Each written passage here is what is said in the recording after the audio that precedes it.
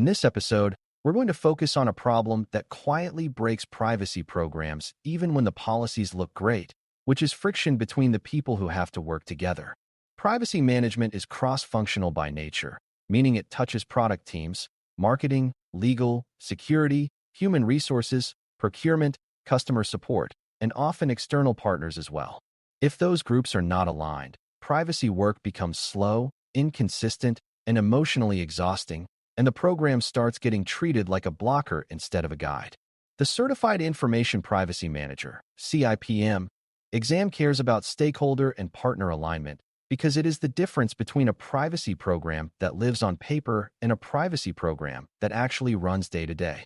Alignment does not mean everyone agrees all the time, because privacy decisions involve trade-offs, but it does mean everyone understands goals, roles, and decision rules so disagreements can be resolved predictably.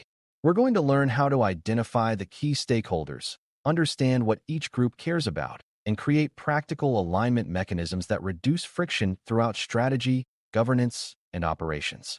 By the end, you should be able to look at a scenario and diagnose where alignment is missing and what a realistic program manager response should be. Before we continue, a quick note. This audio course is a companion to our course companion books. The first book is about the exam and provides detailed information on how to pass it best. The second book is a Kindle-only ebook that contains 1,000 flashcards that can be used on your mobile device or Kindle. Check them both out at cyber.author.me in the Bare Metal Study Guide series. A stakeholder is anyone who can influence or is affected by privacy decisions. And in privacy programs, stakeholders exist both inside and outside the organization. Internal stakeholders include leadership, privacy roles, legal, security, product, marketing, data and analytics teams, HR, procurement, and customer support, because each of these groups touches personal information in different ways. External stakeholders include customers, employees, regulators, auditors, vendors, partners, and sometimes investors, because privacy outcomes affect trust, legal exposure, and reputation. The first alignment mistake beginners make is assuming stakeholders are just people you inform, like a notification list, when in reality stakeholders are people who hold parts of the system. If a team holds a part of the system, they can either support the privacy program or create workarounds that quietly undermine it. So alignment is not a soft skill add-on. It is a control mechanism that influences whether privacy requirements are actually followed. Another key idea is that alignment must be built across the privacy life cycle, not only at the beginning, because what a team needs from privacy changes between strategy, governance, and operations. When you treat alignment as a continuous program activity, you stop being surprised when friction reappears after a policy launch. A practical way to remove friction is to start by understanding what each stakeholder group values, because friction often comes from mismatched incentives rather than bad intent. Product teams often value speed, user experience, and clear requirements that do not change late in the process. Marketing teams often value audience reach, measurement, and personalization, which can increase pressure to collect and use more data. Legal teams often value defensibility, clarity of obligations, and reducing regulatory exposure, which can lead to cautious recommendations. Security teams often value risk reduction, monitoring, and incident readiness, which sometimes leads to restrictive controls that can impact usability. Customer support teams value fast resolution and complete context, which can lead to collecting more information than needed if boundaries are not clear.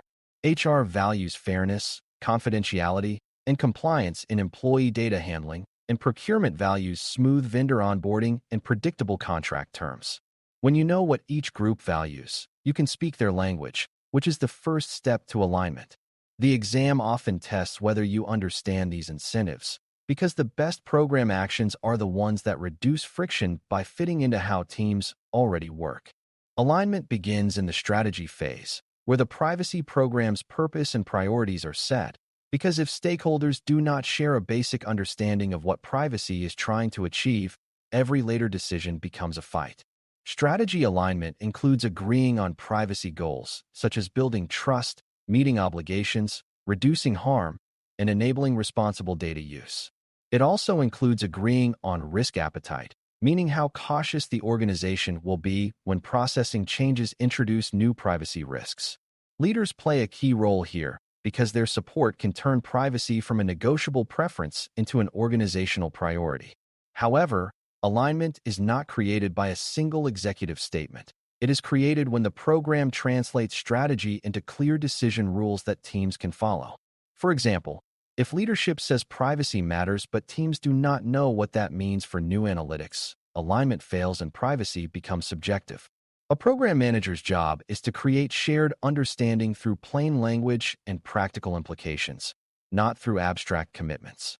When exam questions describe teams pulling in different directions because privacy goals are unclear, the correct response often involves clarifying strategy and decision criteria. Governance is where alignment becomes structured because governance defines how decisions are made and how conflicts are resolved.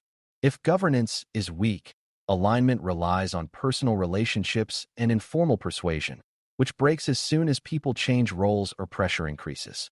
Governance alignment includes defining which decisions require privacy review, who must be involved, what documentation is required, and what the escalation path is when teams disagree. It also includes defining what counts as an exception and how exceptions are approved, tracked, and reviewed. Many friction points happen because teams discover privacy requirements late. So governance should create predictable checkpoints that occur early enough to avoid rework. For example, a product team should know upfront whether a new feature requires a risk assessment or specific transparency updates, rather than discovering it after development is complete. Governance also aligns stakeholders by creating shared artifacts, like policies and standards, that reduce ambiguity about expectations. The exam tends to reward governance solutions because they make alignment durable and measurable rather than dependent on personalities. When you choose an answer that strengthens governance, you are choosing a way to reduce friction systematically. Operations is where alignment is tested in real life, because this is where frontline teams and partners encounter privacy requirements while trying to get work done. Operational alignment means procedures are clear, training is practical, tools and workflows support the requirements, and teams know how to ask for help without feeling punished. Rights request handling is a good example, because customer support, privacy, legal, and data owners may all need to coordinate to respond accurately and on time. If roles and procedures are unclear, rights requests become chaotic, and teams begin to resent the program. Another example is vendor onboarding, where procurement wants speed, the business wants a solution, and privacy wants assurance that data handling is appropriate, and without alignment, this becomes a constant conflict. Operational alignment also includes incident response, where security and privacy must coordinate quickly and roles must be clear to avoid delays in evaluation and communication. The program manager reduces operational friction by making workflows predictable and by building reusable templates and decision criteria that teams can apply consistently. Exam scenarios often highlight operational friction, and the best responses usually involve improving procedures, clarifying roles, and integrating privacy steps into existing processes. External partners are a special alignment challenge because they are not under the same internal culture and management structure, but they still handle personal information that creates privacy obligations. Partner alignment starts with clarity about roles, meaning whether the partner is processing data on your behalf or acting as its own decision maker, because obligations and oversight differ. It continues with clear contractual expectations about data use, retention, security safeguards, and how rights requests and incidents will be handled. However, alignment is not achieved by contract language alone, because day-to-day operations still require coordination, such as how data is transferred, who can access it, and what happens when changes occur. A mature privacy program includes processes for onboarding partners, assessing risk, monitoring performance, and reviewing changes over time. Misalignment with partners often appears as surprises, like data being used for unintended purposes, subcontractors being introduced without notice, or delays in incident communication. The exam often tests whether you recognize that partner alignment requires ongoing oversight and clear operational procedures, not just initial diligence. When you treat partners as part of the privacy life cycle rather than a one-time contract event, you remove a major source of friction. To align stakeholders effectively, You need a shared vocabulary and shared decision criteria, because friction grows when teams interpret privacy terms differently. For example, if marketing hears consent and thinks it means any banner click, while legal hears consent and thinks it requires a stricter standard, the program becomes inconsistent. If product teams hear minimization and think it means they cannot collect any telemetry, while privacy means collect only what is necessary and justified, misunderstandings create resistance. A privacy program manager reduces friction by defining key terms in plain language and using consistent examples that match the organization's work. Shared criteria also matter, such as defining what counts as high-risk processing, when an assessment is required, and what a reasonable mitigation looks like. When criteria are clear, teams can make decisions without constant negotiation, and privacy reviews become faster because everyone is using the same lens. This is also where training matters, but training must be practical, focused on decisions people actually make, and reinforced through processes. Exam questions may describe recurring misunderstandings or inconsistent decisions, and the right response often involves standardizing language and criteria through policy, standards, and training. Clarity is one of the most powerful friction reducers. Another major source of friction is timing, meaning when privacy is engaged in a project. Privacy involvement late in a project creates frustration because it feels like rework and delay, even when privacy concerns are valid. Alignment improves when privacy checkpoints are integrated early into existing planning steps, such as during requirements gathering, design reviews, vendor selection, or campaign planning. The goal is not to add endless meetings, but to create a predictable moment where privacy questions are asked before decisions become expensive to change. This is why privacy programs often establish intake processes for new processing activities, where teams provide basic information about what data is being used and for what purpose. That intake creates visibility and allows the privacy program to apply risk-based triage, focusing deeper review on higher-risk initiatives while allowing low-risk initiatives to proceed with standard guidance. Timing alignment also reduces the temptation for teams to hide or minimize details to avoid review, because the process feels normal rather than punitive. The exam tends to reward early integration and risk-based triage because they are realistic ways to reduce friction while maintaining control. When you see answer options that require last-minute approvals for everything, be cautious, because that often increases friction and decreases compliance. Communication style is also part of alignment, because privacy programs can unintentionally create friction by how they talk to stakeholders. If privacy messages are vague, overly legalistic, or framed as threats, teams will resist or disengage.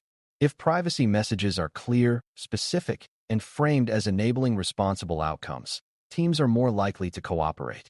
A program manager should translate privacy requirements into practical implications, like what information is needed, what steps must occur, and how to avoid rework. It also helps to explain the why in a calm way, especially when a requirement feels inconvenient, because understanding reduces resentment. Another useful tactic is to focus on shared goals, like customer trust and operational stability, because privacy is often aligned with long-term business health even when it feels like a constraint in the short term. Communication also includes listening, because stakeholders often have real constraints, and privacy solutions must be workable to be followed. The exam sometimes tests whether you choose actions that build durable relationships rather than actions that escalate conflict unnecessarily. In program management, durable alignment is a control because it keeps privacy integrated when pressure rises. Measurement can reduce friction when it is used thoughtfully because it turns disagreements into observable outcomes rather than personal arguments. For example, if teams argue about whether privacy training matters, metrics can show whether incidents or errors decrease as training improves. If teams argue about whether assessments slow down projects, metrics can show cycle time and where bottlenecks actually occur, allowing the program to improve processes. If vendors resist privacy requirements, metrics can track contract compliance, incident response time, or audit findings, creating a rational basis for enforcement. Measurement also supports accountability because it reveals where expectations are not being met and whether the program's controls are effective. However, measurement can increase friction if it is used as a weapon, So a mature program uses metrics to improve systems rather than to blame individuals.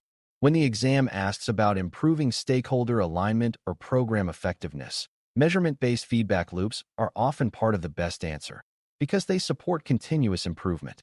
Metrics also help justify resource requests, which can reduce friction by funding better tools and staffing. When you connect alignment to measurement, you are thinking in a mature, program-focused way. As we wrap up, removing friction across the privacy lifecycle is not about making everyone happy. It is about making privacy decisions predictable, roles clear, and processes workable so the organization can move without constant conflict. Alignment starts with understanding who the stakeholders and partners are and what they value, because incentives drive behavior. It continues with strategy alignment, so teams share goals and risk posture, and with governance alignment, so decision rights, checkpoints, and escalation are structured rather than improvised. Operations alignment then turns those structures into daily workflows through clear procedures, practical training, and early integration into existing processes. Partner alignment extends the same discipline beyond the organization through clear roles, contracts, onboarding, and ongoing oversight. Shared vocabulary and decision criteria reduce misunderstandings, and thoughtful measurement reduces argument by creating feedback loops that improve the system. If you can diagnose friction as a sign of misalignment and respond by strengthening structure, timing, and communication, you will answer CIPM questions more consistently. More importantly, you will understand privacy program management as a discipline of building cooperation into the system, so privacy becomes easier to do correctly than to do incorrectly. Thanks for listening. For more audio courses, daily newsletters, and more, please visit baremetalcyber.com.